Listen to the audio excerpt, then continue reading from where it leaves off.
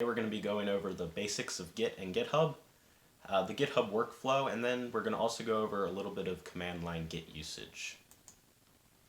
So this is what we're going to be building today. It's a little pixel map, and each colored pixel represents one user that's helped commit to this repository.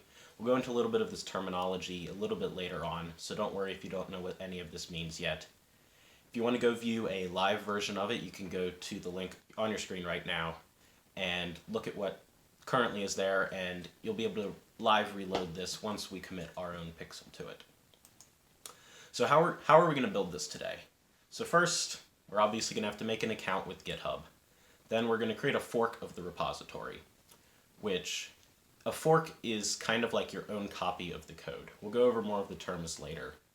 And then next you're going to add your own pixel, and then you're going to make a pull request on GitHub, which is saying, I would like to merge this. I would like to make my copy synced with the master branch, which is the copy that you're going to look at. Then all you have to do is refresh the page, and it will automatically add your pixel. So let's get started here. So the first thing we're going to do is go over a couple terms that people often get confused. Git versus GitHub. What's the difference here?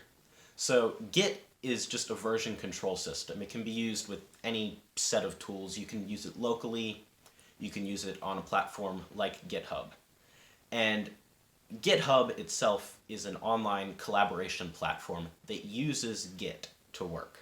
So GitHub's more of a website. You can put your code on GitHub, whereas Git is the software that you use for version control. GitHub's just a nice place to use Git. So one question you may be asking is, why would you want to use version control? I know people who've never heard of it are often confused. What is version control? Why do I want to use it? What's wrong with what I'm currently doing? And the real answer to why you want to use it is because emailing files back and forth, collaborating on projects that way, it gets old, complicated, and you'll have all sorts of conflicts. If I'm working on one piece of code and then somebody else writes the same piece of code, or we have mismatched function names, or just any number of possible mismatches. And Git makes it a lot easier to deal with that. With Git, you can all work on the same piece of code at the same time, and any conflicts that it comes into, it'll flag those and you can review them, and you won't have to worry about this piece of code being out of sync with this piece of code and overwriting other people's code. It all just works much more smoothly.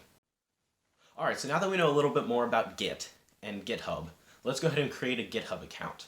So just go ahead and go to the link on your screen, github.com/join, and go ahead and create an account if you do not already have one. If you already have an account, feel free to skip this step and move on to the next one. Okay, what is GitHub? Well, GitHub is a platform that helps people solve problems by building software together. So, how does it work? This is Sam. Sam works on tractors all day, but not in the way you might be thinking. She builds the software that helps make tractors more efficient. And she does this on GitHub with the help of her team, VJ, Melinda, and Mike. Now, even though they all work on the same project, Sam and her team don't all work in the same part of the world. This is Eddie. Eddie also works on tractors all day, except he actually works on the tractors all day. And this is the Harvester L700. It's the latest flagship in the company's fleet of tractors. It's full of sensors and processors that produce a ton of diagnostic data. Eddie has a great idea for how farmers might share their data and improve their harvests. So Eddie opens an issue on GitHub. Issues are discussion threads where people can report bugs, request features, or even just ask questions. Sam is the first one on her team to see Eddie's issue, and she thinks that VJ would be the best person to start the job. And here's where we get into the nuts and bolts. Eddie isn't the only person using the Harvester L700. All over the world, other tractors are collecting moisture data, and they need to keep running smoothly even while VJ is working on the new features. He needs a dedicated place to experiment, so none of his changes end up on the farm before they're ready. So he creates a branch of the code. an alternate timeline where he can safely make changes to the software. Now he's ready to start writing the new feature. GitHub tracks Vijay's changes and saves snapshots of his progress. When he's ready to collaborate on the changes with his team, he opens a pull request on GitHub. Pull requests let you show others the changes you're proposing so they can review and discuss them. This means Vijay's teammates can help with roadblocks and even make improvements. On GitHub, everyone has a copy of the project. So if Melinda has an idea for something that will help make Vijay's work even better, she can add it to the branch herself. GitHub keeps a record of everyone's contributions and feedback in the pull request, alongside relevant messages from the team's other systems. Once the team has signed off on the changes, Vijay can incorporate the new code into the project. The new feature will be available to everyone as soon as he merges it in. Now farmers everywhere can all benefit from Eddie's great idea. But this is really only the beginning of the story. Because GitHub is the largest community of developers in the world, with millions of people sharing their projects, Eddie's idea could end up helping people in unimaginable ways. What kinds of problems are you trying to solve?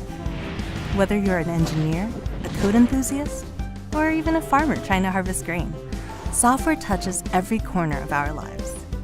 GitHub is where people build that software. It's how they build software. Together. All right, so that was just a little brief intro to GitHub. Some of the terminology was discussed in there. We'll go over it a little farther right here. So we're going to explore GitHub. So if you're not already there, go ahead and navigate to github.com. And we're going to look at the interface here.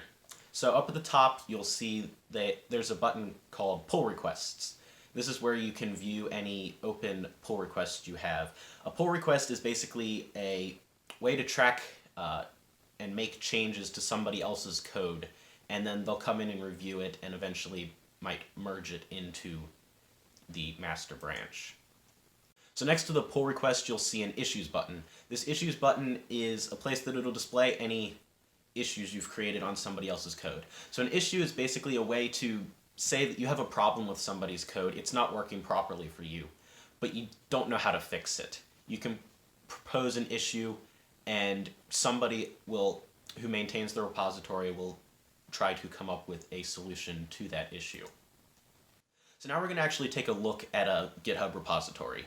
So a repository is basically like a project or a folder where your code is stored, and the ones we're going to be looking at today are going to all be hosted on GitHub. So go ahead and navigate to the link on your screen. That is the link to the repository for the pixel map code that we saw earlier. So you'll see a couple of tabs here. We'll go over these a little. The first tab you're going to see is the code tab. This shows all the files and the folders in the project. The second one's the issues tab. This is where you can open issues on a certain project. Then the next one is pull request tab. So this is where you can propose solutions to issues or changes to code that you do not maintain. All right, so now we're going to go ahead and go over how you use GitHub, the workflow behind it. All right, so the next section we're going to cover is the GitHub collaboration workflow. So go ahead and have your repository open with the pixel map code and follow along with these steps. So the first step you're going to want to do is go ahead and fork the repository. It should be up in the top right corner, a little button that says fork. So go ahead and click that. It'll create a fork of your repository. It should automatically open that up. The next thing you're going to want to do is open the folder here, _data/pixels.json. So go ahead and open that, and then you're going to want to go ahead and click on the little icon, the little pencil icon that will allow you to edit the file. All right, so this is the little template you're going to have to use to commit a pixel to this branch. So you want to find on the pixel map a little open spot on the map where there's no pixel currently. And you're going to want to then locate that X and Y coordinate. You can use the live map demo if you want to help you find a spot. And then what you're going to want to do is paste in the correct X and Y coordinates.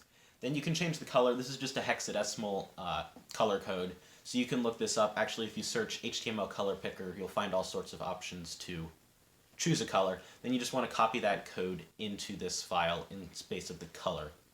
And then your username, this must be your GitHub username, your exact GitHub username. It should show that up in the top right corner if you need to check that.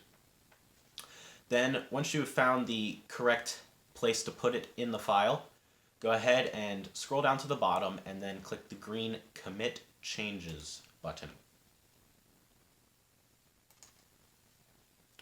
Alright, so once you've committed your changes, these are changes that you've now saved on your branch of the repository. So what we now want to do is actually create a pull request so our pixels will show up on the same pixel map as before and be part of the master branch. So go ahead and go to the main page of your repository, then go ahead and click the pull request button. So there is a specific format you want to follow for the title of your pull request on this repository. This is just because they have an automatic code merging system set up. You do not have to follow this system on every repository you contribute to. Just make sure that if there is one, you follow whatever template they have. So the template for this one, you're going to have to type the things in quotes here. In parentheses, you want your x, y coordinates, subbing your x and y coordinates there.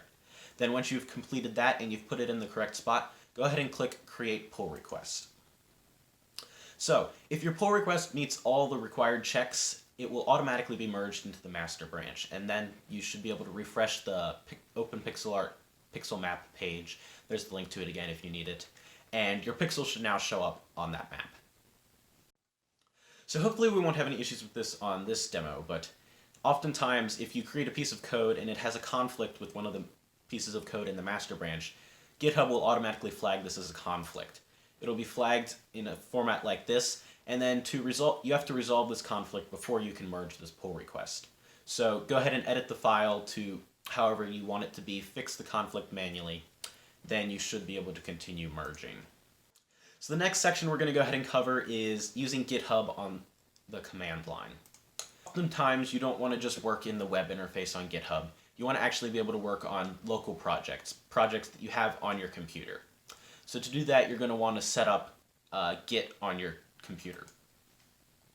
So for this demonstration, we're going to just use Replit, which is an online version where you can use the command line. At the end of this presentation, I'll go ahead and show you how to install Git, but I don't want to have to bother with that for now. So go ahead and go to Replit. The link is on your screen right now. And then go ahead and click on New REPL in the top right corner. You then have to search for bash and click Create REPL. Then you want to make sure you know your username. You can find it on GitHub in the top right corner if you do not remember it. And then in the command line on the side, you're going to want to go ahead and type this command here, git config -- global user.name, and then in quotes your GitHub username.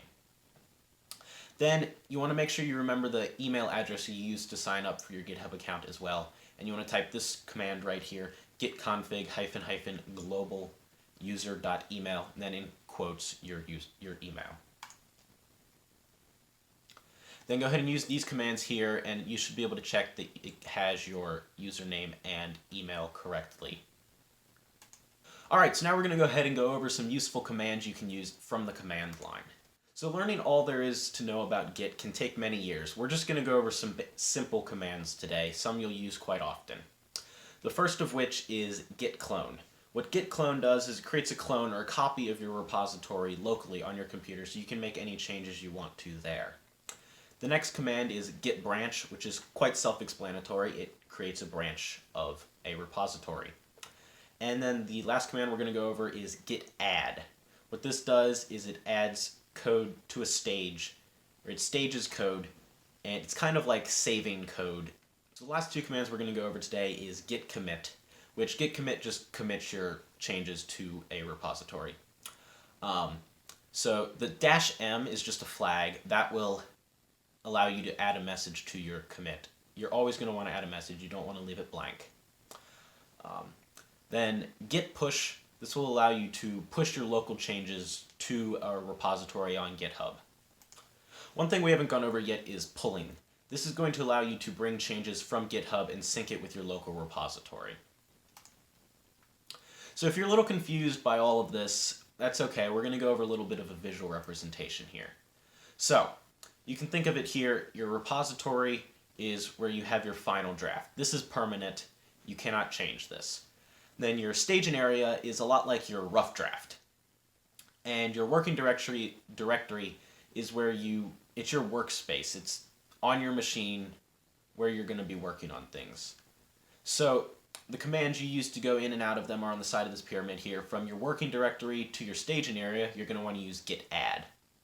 Then from your staging area to commit this to your repository, you're going to want to use git commit. So now that you know that, let's get started on a project from the command line. So we're going to want to start by creating a new repository on GitHub. You can go to your GitHub homepage and go ahead and click on the green New button to create a new repository. Then we're going to go ahead and give it a name. You can name it whatever. I'm just going to call this one Hello World.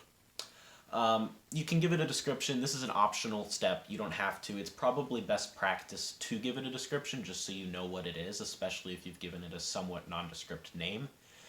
And then you're going to want to click the button or check the box that says initialize this repository with a README. A README file is just a file that to get things started. You can often leave notes or documentation in this file. And then since this isn't really a code project, you don't need to bother with a git ignore or a license file. Usually you would if you know the sort of project you're working on. A git ignore can say ignore node modules in a Node.js application. But since we're not going to be doing any of that today, we're just going to leave it be. So then you want to go ahead and click the green Create Repository button. Alright, so now we're going to want to actually go into our repository. So to do that, you're going to want to type cd and then the name of your repository. Type whatever you named it. If you named it Hello World, that's what you'd type.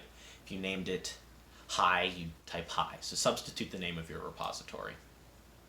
Then what you want to go ahead and do is type git checkout and then -b and then update readme. This is going to create a new branch called update readme. So then we're going to go ahead and open it. There should be on Replit a little window to the side that has all your files. So you can go ahead and edit the files there. So what you're going to want to do is go ahead and add a line, add a short description, or add some text. It doesn't really matter. Add anything you want to this README file. And then once you've done that, you're going to want to type git status. This is what you're going to see when you first type git status. You're going to see that we have a modified README file. And then it's going to tell you, though, that we have not added any changes to commit, so we haven't staged anything yet. So that's what we're going to do next. So you're going to want to go ahead and use the git add command. So git add, and then you're going to want to type readme.md. That's the name of your README file. It should be all caps .md. So now you're going to want to type git status again, and you're going to see this time it shows that there is a file that has been modified and is ready to be committed. And that should, in theory, show readme.md. So now we're going to actually commit our changes. So to do that, we're going to use the git commit command. So we're going to type git commit and -m, and then in quotes you're going to type a message. This is the title, essentially, of your commit. It should be somewhat descriptive, but you don't want it to be too long. Once you get too long on the messages, it just gets confusing and kind of complicated. Alright, so now that we've actually committed our changes, we want to go ahead and push these changes to our GitHub repository. So to do this, we're going to use a little trick here. We're going to just type git push. This is not technically the correct command, and it's going to give you a bit of an error. However, this will also tell you the correct command to use. So you can just go ahead and copy this, and then go ahead and paste it in, and hit enter. It's then going to ask you for your GitHub username, so go ahead and type in your GitHub username. Then it's going to ask you for your password. Now, when you type your password, just a little security thing, it's not going to show any of the characters you're typing. Just know that it is being entered when you type it. So this is the output you should see. So if you go back to your GitHub repository, you should now be able to make a pull request. So, you'll see here that you have the option to compare and pull requests. So go ahead and click that button. And then we're going to go ahead and name your pull request. Name it whatever you want. Make sure it makes sense. You don't want it to be something confusing because otherwise no one's going to have any clue what you're talking about. Then once you've done that, go ahead and click Create Pull Request. And then since this is your own repository, you're able to merge your pull request automatically. So just go ahead and click Pull Request or Merge Pull Request at the bottom. So now that you've created and merged your pull request, you want to go back to your command line, and you're going to want to pull your changes from your repository on GitHub to your local clone of the repository. So go ahead and type git checkout master. So this will update the master branch on your local repository. Then you want to actually bring the changes down, so go ahead and type git pull. So if you navigate back to your repository, your changes should be showing up in the browser. It should just be on the main page. Your README file should be displaying the text that you've entered. So Replit's a very useful tool, but you're probably going to want to install Git on your computer to actually work on projects. So this is going to be a little demonstration on how you can install it on different platforms. So one thing you might want to check is, do you already have Git installed? So open PowerShell or the command prompt, any terminal you have on your computer, and just go ahead and type git and then space -- version. This will check if you have Git installed. It'll come back with a version here. If you don't, it'll probably throw an error. So if you didn't have Git installed in the last step, you're going to want to go ahead and go to this link on your screen now, and then select the correct version for your operating system. So if you're on Mac OS, you're just going to open the installer and follow all the instructions. It should be fairly simple to set up. You just use all the default options unless you have strong preferences or know what you're doing. Once again, on Windows, you can just follow all the instructions in the installer. Probably check all the default options. You're going to want to choose your default text editor in the step you see on your screen right now. Then you should be able to run that same command, git -- version, and you should be able to see if you have Git installed. You should have it now successfully installed, and it'll show you the actual version. So let's go over a little quick recap here. So Git is a version control system allowing multiple people to collaborate on a project. GitHub adds a web interface, some extra features to that software. And then using Git from the command line allows you to propose changes without having to use this web interface if you don't want to. Thanks for watching this tutorial. If you have any questions or need help with anything, feel free to email us at interalliance@elderhs.net.